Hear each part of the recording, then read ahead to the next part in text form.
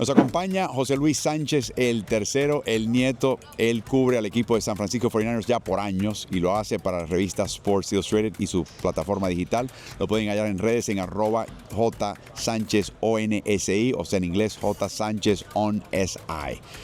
Let's talk about the 49ers. What went wrong? If you had to give me like the list, 1, 2, 3. Obviously, injuries were one, I would think. But 1, 2, 3, what went wrong this year with the 49ers? Yeah, injuries on the list, but I wouldn't put that as one. I think to say it's the injuries, 2020 was a bad year for the 49ers. That was because of injuries. Half the team was simultaneously gone.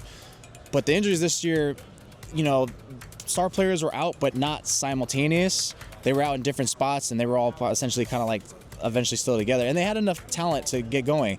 I think what went wrong, it started the moment they lost that Super Bowl in Vegas. Ooh. The energy was bad. You could just feel it in the post game. Like, they're just so down and look so sad. And think about it, 3 straight years, and if you want to widen it, 3 out of 5 years of heartbreak that ends in that fashion. To the Chiefs 2020, to the Rams 2022.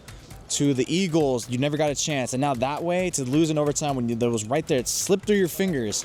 That it wears on you emotionally. People probably The Buffalo Bills. Oh God, yeah, exactly. They're pretty much this year's this era's Buffalo Bills, or people want to draw parallels with Kyle Shanahan and Andy Reid. He's going through his Andy Reid phase where you're getting close to the big game, but you can't come through with it. So I think it started as far as there. And then you go into training camp, the Brandon Ayuk holdout, the Trent Williams holdout. You got McCaffrey was asking for money, which is weird. He asked for money, and for sure he had to have known his Achilles was bothering him. So I still to this day wonder, did the 49ers know that? Or if they know that, they still extended him. But it's just all the energy was you just felt it just being around there in camp. And I think it was just more of an emotional thing for sure. But injuries definitely played a part. And then, So you're telling me now the hangover for sure. Injuries. What could have been controlled? What went wrong that they could have potentially have controlled? That's a good question. What could have been controlled? I think honestly, player execution, because as much as Kyle Shanahan deserves blame, if your team's that bad, like, you deserve blame. I think what could have been controlled was going as far back as to your NFL drafts, because you saw the 49ers losing, like, the players that they drafted or didn't draft are not there, and those are the ones who are failing. They're not executing. Like defensive coordinator Nick Sorensen, they cut ties with him after one season, and while he wasn't great or good, it's not like the players were helping him out either. Like, you're missing tackles. The 49ers were 4th in missed tackle rate, so they're in position, but they can't get the tackle. They're in position to get a turnover. They just letting it fall through their hands or letting it hit the ground. It was just, I think, a look at player execution first and foremost. And then on this other side of the ball, offense, Brock Purdy, terrible decisions all season long, especially in playoff win games like the Rams. You need to win that game, and he's making awful decisions. And that's the one thing, if you're a 49ers fan, you're scared of, is like, he regressed this year. And if you have decision making is not up there, it's literally a top 3 trait for a quarterback. If that's not sufficient, we have a problem. Especially if the quarterback wants a bunch of money. Oh, especially hey, guess what? He wants a bunch of money. So I mean, that's where I get. Look, my take on Brock Purdy is, if you're the 49ers, it's try to, like, hey, here's some money. It's not top 5 an annual. It's not top 5 guaranteed, but it's cool money for you. And if he's gonna say, no, I want more, then what they're going to do is do the same thing with Brandon Ayuk. Okay, go talk to these other teams who might want to sign you and go find your value and then come back to us. Because that's what these teams do. Remember, Brandon Ayuk, they had to deal with him for Cleveland Browns and New England Patriots for the money that he wanted. And he said, no, I don't want to go there. And that's where you find the value for these players who are in these contract negotiations on an extension. So if you're the 49ers, do that. And if not, then okay, you're going to play the final year of your contract out. And guess what? We'll franchise tag you if we like you, and then we'll work with you. Because if you're the 49ers, if he plays well in this upcoming year, then at that point you have no problem extending him. But it's the issues that he looked very bad this past season, that it's like, we're not going to reward you for 2023 when just now you were not at your best. So we want to see more. And when you saw for the 49ers, then they needed more out of their quarterback when all the talent was gone. You mentioned the injuries, I mentioned the player execution.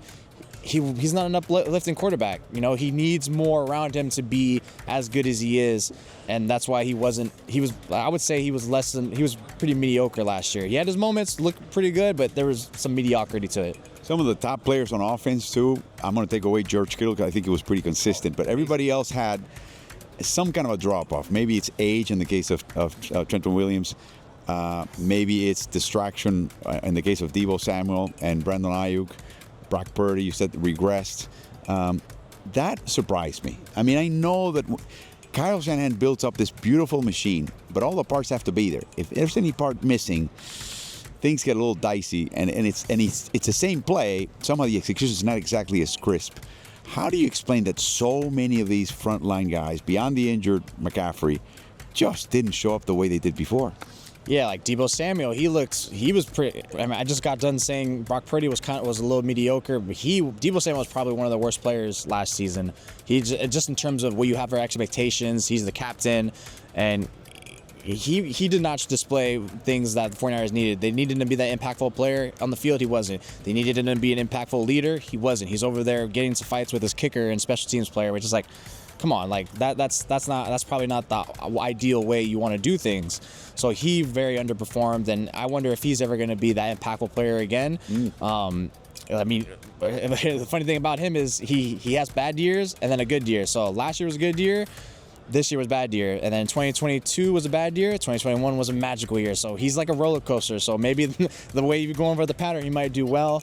But yeah, like what you say with Kyle Shanahan is he just not have a good passing game. That's why he has, I don't know what the record, he only has like 7 wins versus like 80 losses, something like that, that he cannot close the game if he's losing by more than a touchdown because his offense is meant to run the ball. And if you have to have your quarterback throw more, he doesn't have the creativity in the passing game. So as much as Brock Purdy wasn't good last year, part of that's on Kyle's fault. He didn't uplift him. He didn't put him in positions. Like, I didn't understand where was the quick passes, where were the screens, where were the easy completions to build up your quarterback's confidence.